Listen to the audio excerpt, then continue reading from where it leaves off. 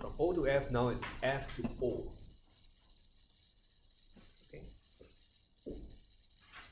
I'll give you a short example. Discuss the impact. No, let me keep this simple first. Explain the impact of a global,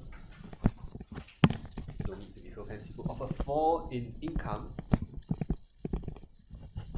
Okay, the impact of a fall in income and higher, maybe a steel cost on the market for luxury cars. 10 months. This is the factor. This is another factor. And they ask you impact on the market. You have to explain what the outcome is. Okay. Factor, factor, outcome. Now ABC332 makes an entrance. Okay, I'll tell you what's ABC and then what's 332. Then we'll go for a break.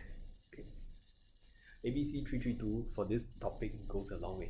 Okay, these are the diagrams.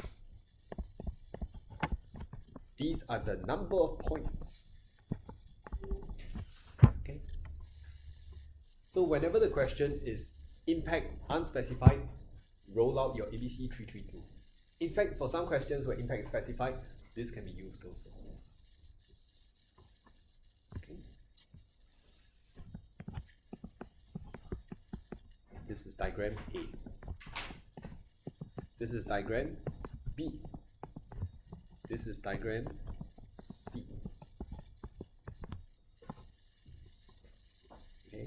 So what happens in A is basically you explain the change in demand, you explain PES. You explain whether it's steep or gentle. See, you're not shifting it. Then you explain the outcome. Here, supply factor, PED,